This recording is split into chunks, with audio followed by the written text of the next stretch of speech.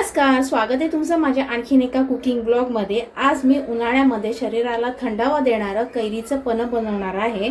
अगदी साधी सोपी पद्धत आहे। चला तर बनवायला सुरुवात करूया। कैरीचं पन्ह बनवण्यासाठी मी इथे एक तोतापुरी कैरी घेतली, ही स्वच्छ धुवून घेतली आहे।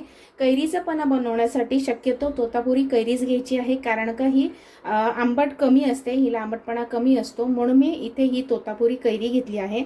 आता काय करायचंय, कुकरला 1 कप पाणी टाकायचे आणि कुकरच्या 2 शिट्ट्या काढून घ्यायच्या आहेत। मी कैरी कुकरला छान उकडून घेतली आहे, तुम्ही बघू शकता। आता याचा साल पण निघाला आहे। आता हे सगळं आपण याचा पल्प काढून घ्यायचा आहे।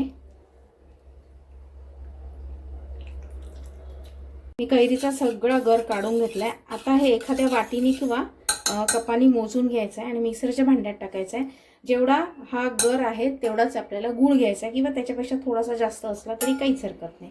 आता मी हा मोजून घेते।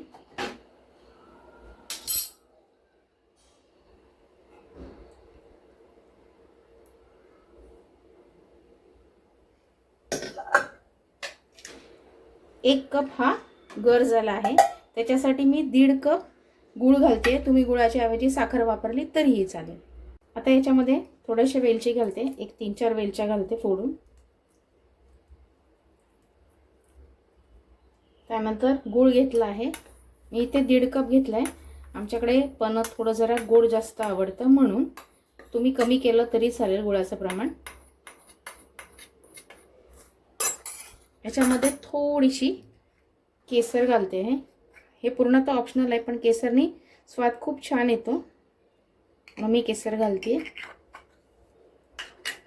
आता हे मिक्सरला थोडंसं फिरून घेऊया, म्हणजे छान स्मूथ अशी पेस्ट तयार होईल याची। त्याच्यामध्येच मी थोडंसं काळं मीठ घालते आहे, तुम्ही नंतर घातलं तरी चालेल। आता हे मिक्सरला मी फिरून घेते। छान असं मिक्सरला फिरून घेतलंय, म्हणजे गुळाच्या किंवा कैरीच्या कुठेही गुठळ्या राहणार नाहीत, म्हणून मी हे मिक्सरला लावून घेतलंय। आता हे तुम्ही एखाद्या काचेच्या कंटेनरमध्ये काढून 1 महिनाभर हे छान फ्रीजमध्ये राहतं, आणि जेव्हा पाहिजे तेव्हा तुम्ही हे कैरीचं पन्ह बनवून घेऊ शकता। कैरीचं पन्ह बनवूया। आता याच्यामध्ये थोडंसं कैरीचं पन्ह टाकते।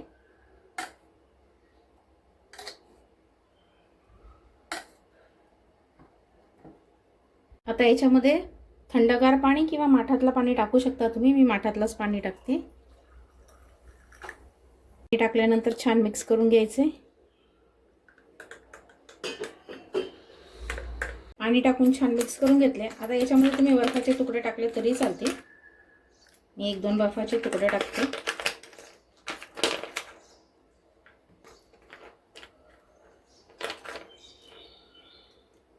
मधुर असं कैरीचं पन्ह बनवून तयार आहे, खूप सुरेख लागतं। तुम्ही या उन्हाळ्यामध्ये हे घरी नक्की ट्राय करा आणि कशी झाली मला कमेंट बॉक्समध्ये नक्की सांगा।